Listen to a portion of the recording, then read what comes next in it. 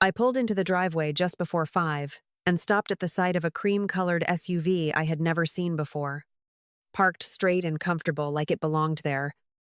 What caught in my chest was not the car itself, but the overnight bag resting by the front step, zipped closed, upright, and placed there with the confidence of permission. I stood still long enough to hear my own keys press against my palm, then walked to the door with that cold, private feeling that something had already happened inside my life. The house smelled faintly of citrus cleaner and hot tea, and on the kitchen island sat prenatal vitamins, a paper folder from a women's clinic, and one half-finished mug. I looked up and saw Travis standing beside Jade Hollis, her hand spread across her pregnant stomach. Both of them turned toward me with the stillness of people waiting for impact. He did not rush forward or pretend confusion. And that calmness landed harder than panic would have because it fit too neatly with the bag, the vitamins, and the warm tea. Jade stayed seated on the stool at my island in a soft cream cardigan, chin lifted, eyes steady, not embarrassed enough to look away, and not startled enough to be innocent. Travis took one breath and moved straight into the version he had already rehearsed, telling me nobody wanted a scene, nobody wanted to hurt me, and everyone needed to be practical. Then he said the part he must have believed sounded reasonable, that Jade was having his baby, that he was not walking away from either of us, and that the stable solution was keeping everything under one roof for now. I heard my own voice come out low, and even when I told him, "You did not bring your mistress into my kitchen to confess. You brought her here to negotiate how to keep using me." Neither of them corrected that, and the silence after my words did more damage than denial could have because the clinic folder, the overnight bag, and Jade's posture had already answered for them. I stood there looking at the evidence they had set out in plain view and understood, all at once, that this was not a mistake I had interrupted, but a structure they expected me to hold up. I did not argue that night, and I did not follow either of them through the house demanding answers that were already sitting in plain view on my kitchen island. I waited until the guest suite door closed, until the pipes went quiet, and until the silence settled enough for me to hear the refrigerator humming behind me. Then I sat at the dining table with Travis's old tablet, the one he had once synced to his company email and forgotten to log out of. I opened the inbox because the clinic folder, the overnight bag, and Jade's unshaken face had already answered the first question, which was whether I had been betrayed. What I needed now was the second answer, and I found it in a draft folder before I even reached the sent mail. There was an unsent message with Jade's name on it discussing how I could keep the household stable for a few more months. Written so calmly it turned my stomach.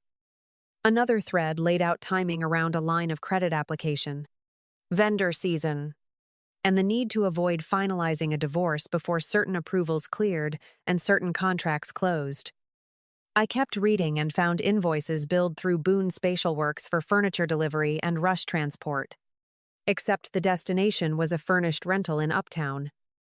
That address was not a warehouse, not a client venue, and not a mistake, and seeing it appear more than once turned suspicion into structure.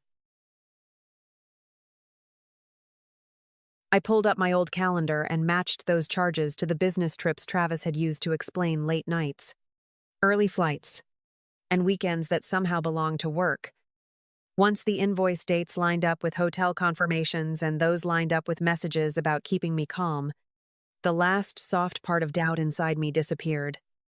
I was not looking at an affair that grew out of chaos, but two adults building a private life while discussing how long I could be kept in place. Then I found a note that cut deeper than the pregnancy ever had, because it reduced me to a function inside their plan. It listed who would cover expenses, who would handle appointments, and under my name it said I was good with structure, like I was labor they intended to keep. I closed the tablet and divided everything in my mind into two columns I would never confuse again. One for memories I no longer trusted, and one for emails, charges, addresses, and dates that would hold. By morning I was done crying, not because I felt better, but because Jade's draft, the Uptown delivery address, And that line, calling me good with structure, had finished the job. Stepped out to my car before either of them came downstairs and called Renee Dalton, whose voice sharpened the moment I said I needed the name of a family lawyer who knew business records. An hour later, I was sitting across from Abigail Kent in a glass office in downtown Dallas, sliding printed emails, invoices, and my old calendar across her desk while she read without interrupting. When she finally looked up, she did not offer comfort first. And that was exactly why I trusted her. She tapped the delivery address, then the line of credit thread, then Jade's draft, and told me, if you want this handled cleanly, do not touch anything today that a judge could call impulsive. I nodded, because the proof was sitting between us in black ink. And for the first time since Travis brought Jade into my house, I felt something steadier than shock. Abigail walked me through what came next in plain language, saying Texas did not need a dramatic story for a divorce. But the records could matter if community money had been used to support the affair. She circled charges tied to the furnished rental, the prenatal concierge bills, and the deliveries billed through Boone Spatial Works. Then told me we would file first, preserve records, and ask for temporary orders that kept nobody free to scrub the trail.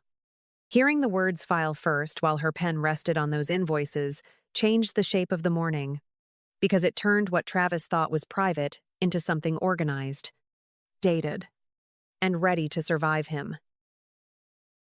I did not empty our joint accounts, and I did not try to punish him with one reckless move that would have made me feel better for an hour and weaker for months. On Abigail's advice, I opened a new account in my own name, moved only the savings I could clearly trace, changed future deposits, and copied every tax return, contract, password reset note, and vendor contact list I had built over the years. Then I stopped doing one thing that had quietly held his company together, which was rescuing it. And by noon, I had already ignored 3 vendor emails Travis used to assume I would answer. That afternoon, Renee sat with me over spreadsheets and bank statements, matching dates, merchants, and memo lines while I built columns for charges, source accounts, and whether each expense served a business or a lie. Every row pulled from evidence I already had: the rental address, the clinic paperwork, the rush deliveries, the timing around vendor season. And with each match, the marriage looked less like a broken promise and more like a usable file. Before the day ended, I signed a lease on a small apartment near the design district, took only what was mine, or documented as mine, and left that place knowing I was not walking out empty-handed but with a record of everything I had helped build. My apartment near the design district was small enough that I could hear the air conditioner kick on from every room, but the lease carried only my name, and that mattered more than square footage. I set a folding table by the window, stacked copied records in one corner, lined up ribbon shears and paper samples in another, and let the silence settle without waiting for anyone else to fill it. The first thing I built after leaving Travis was not a new relationship or a new version of the past, but a work surface where nothing belonged to a lie. A week later, I signed the paperwork on a narrow storefront in Bishop Arts, the kind of place with front glass, worn floorboards, and enough morning light to make every stem look honest. I stood in the empty room with a tape measure, a legal pad, and the old vendor list I had copied before leaving, then wrote the name Ash and Bloom across the top margin and did not cross it out. That name stayed because it fit the life I was finally making with my own hands, 1 part ash for what burned down and 1 part bloom for what still insisted on growing. I did not open with some dramatic launch, because the evidence of my new life looked smaller than that at first, and much more real. It looked like wholesale flower invoices charged to my own card, paper dust on my jeans, late nights pricing escort cards, and photos I took myself because paying a photographer came after rent. When the first paid order came through for a private dinner table and the deposit landed in my account under Ash and Bloom, I read the business name twice before exhaling, because that line on the statement carried my work straight into my own life for the first time in years. The days stayed full in a way that left no room for fantasy. And that helped more than sympathy ever could have. I unpacked bunches of ranunculus before sunrise, stripped thorns off garden roses until my fingers stung, answered inquiries between coffee refills, and learned exactly how tired a person could be while still feeling steady. Once, near closing, I caught sight of my hands marked with paper cuts, green stem stains, and a bead of dried glue on my wrist. And I understood from those marks alone that I was no longer spending my skill making someone else look whole. Customers came slowly, then returned. And the proof of that sat in front of me the way all truth had started sitting in front of me lately. In names, dates, orders, and paid invoices. A woman picking up sympathy arrangements touched the counter, looked at the samples pinned near the register, and murmured that the room felt calm. And I carried that sentence home harder than any compliment about beauty. By the time I locked the studio each night and carried leftover olive branches or unused ribbon rolls to my car, I was no longer measuring my life against the house I had left, because I had started to see my name on glass, on receipts, and on a door I could close without fear. The next shift came through numbers, because Renee Dalton did not care what Travis claimed he meant when the statements kept showing where the money actually went.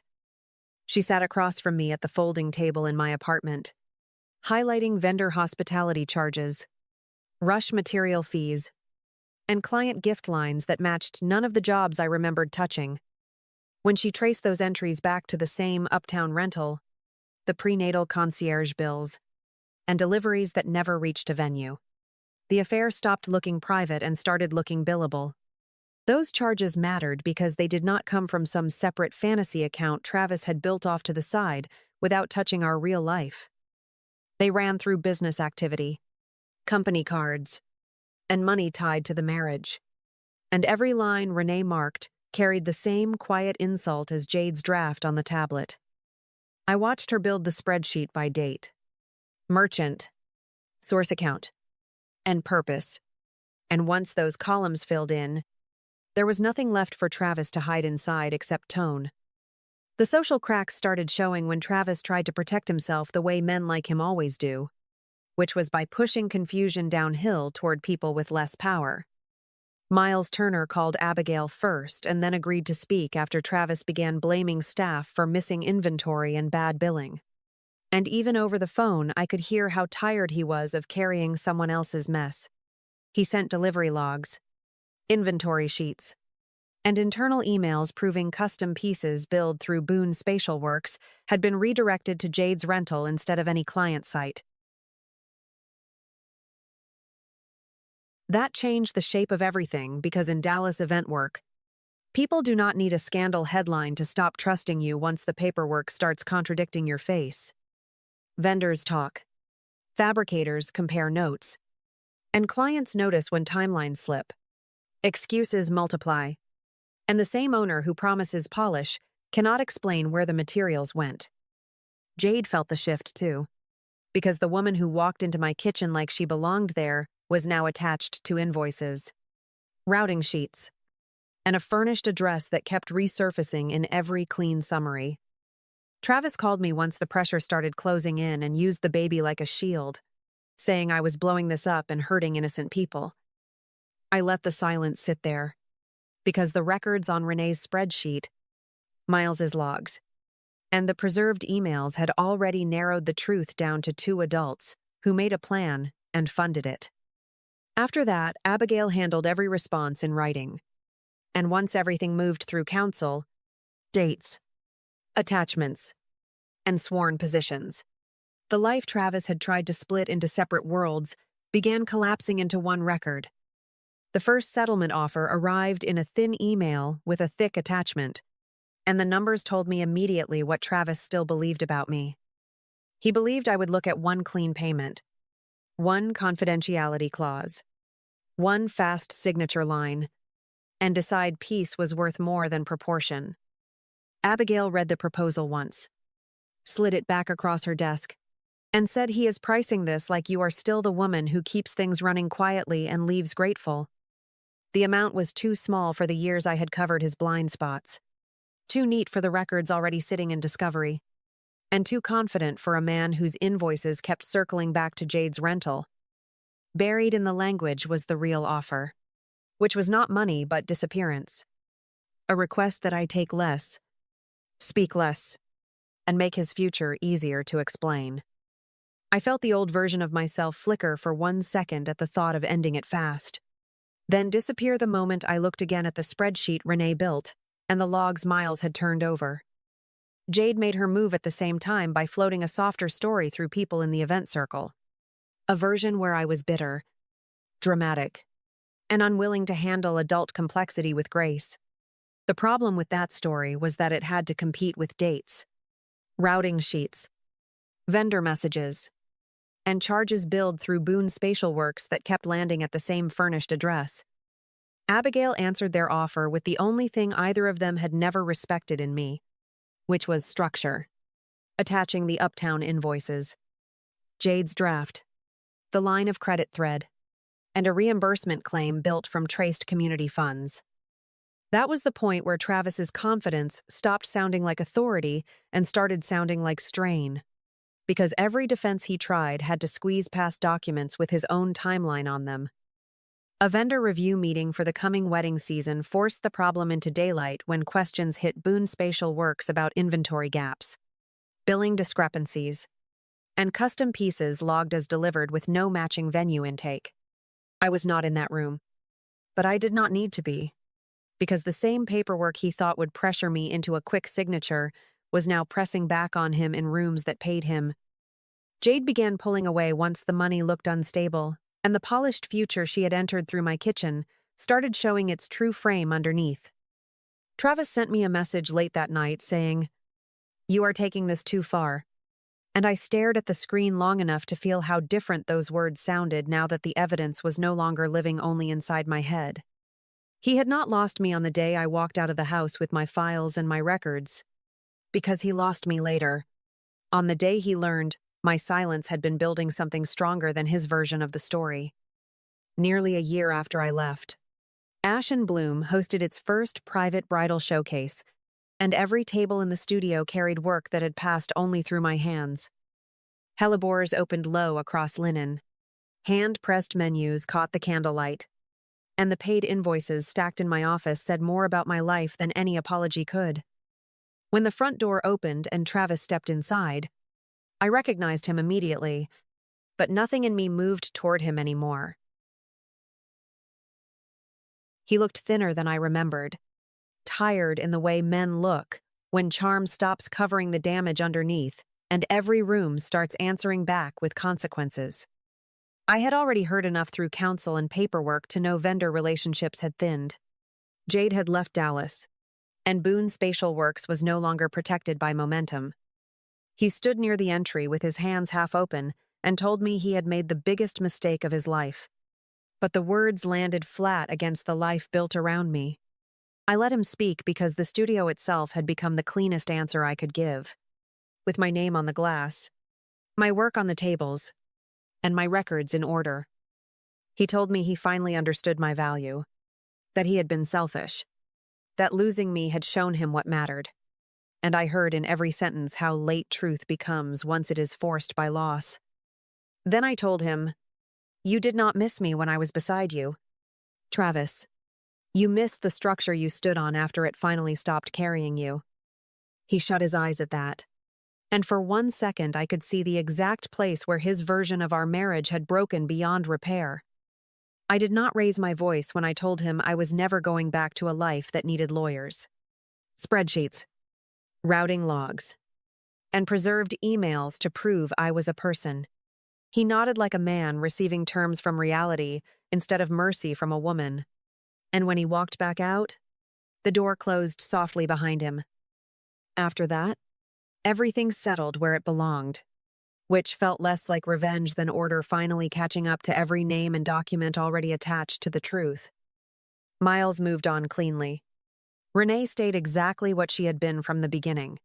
Abigail closed the file, and Jade carried her own choices out of the same city where she once tried to step into my place. I straightened the ribbon on a bouquet, listened to guests laughing near the front table, and understood that supremacy was not hearing him beg, but hearing him leave without feeling my heart follow. Thank you for staying with me through this story. If any part of Megan's journey felt close to your own life, leave a comment and share what stayed with you after the ending. I hope this story leaves you with something gentler than revenge. The reminder that peace can still begin the moment you choose yourself.